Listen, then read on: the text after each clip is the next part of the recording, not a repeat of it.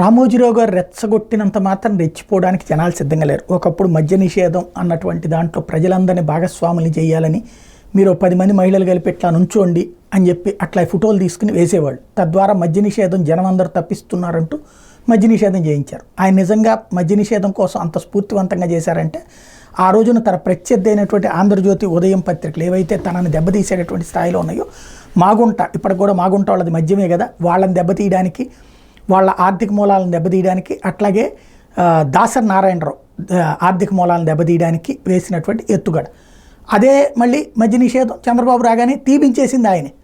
తద్వారా మద్యని మీద ఏదో కోపమో లేదా ప్రజల మీద ప్రేమో లేదు, అది కేవలం రాజకీయం కోసం, లేదా రాజకీయం అనే కంటే కూడా తన స్వలాభం కోసం వాడారన్నటువంటిది సజీవ నిజం. ఇది ఇప్పుడు ఎందుకు చెప్పాల్సి వస్తుందంటే, పల్నాడు లేకపోతే ఒంగోలు జిల్లాల్లో దారుణమైనటువంటి ఫ్యాక్షనిజం, అసలు బతకలేకపోతున్నారు జనం అన్నటువంటిది రాసుకొచ్చారు.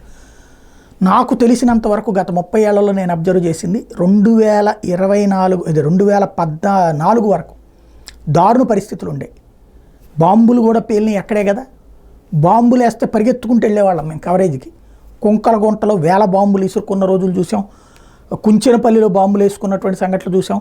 అట్లా గురజాల్లో బాంబులు వేసిన సంఘటనలు చూసాం. కొన్ని వందల సార్లు పరిగెత్తుకుంటూ వెళ్లాల్సి వచ్చేది. ఇప్పటికి మళ్ళీ వెహికల్స్ అవన్నీ ఉండే కాదు, అప్పుడు డబ్బులు ఇచ్చే కాదు కంపెనీలు, బస్సుల్లో వెళ్లాల్సి వచ్చేది. ఏదో బస్సు పట్టుకుని దారిని వెళ్తున్న వాళ్ళని బైక్ మీద కొంచెం అన్న హెల్ప్ చేయండి అంటే ఇప్పటికి మళ్ళీ ఫేసులు తెలిసిన రోజులు కూడా కాదు ఆ రోజుల్లో.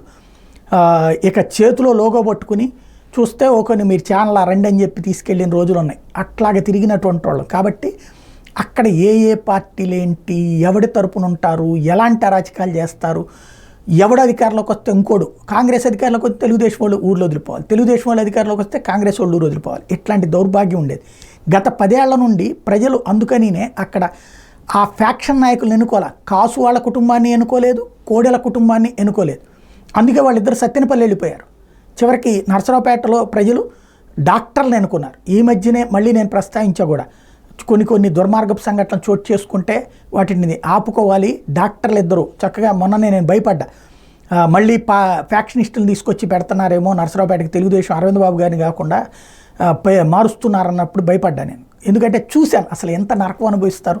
చదువులు వదిలేసి, తిండి తిప్పలు వదిలేసి ఆ నాయకుల దగ్గర బెచ్చమెత్తుకు బతకాల్సినటువంటి కర్మ ఏంటి వాళ్ళకి అనిపించేది, పాపం అనిపించేది. ఇప్పుడు అక్కడ ఏదో జరిగిపోతుంది అని రాయడం ద్వారా వన్ సైడెడ్ వార్త రాసుకొచ్చింది. ఇవాళ ప్రశాంతత ప్రజలు కోరుకుంటున్నారు.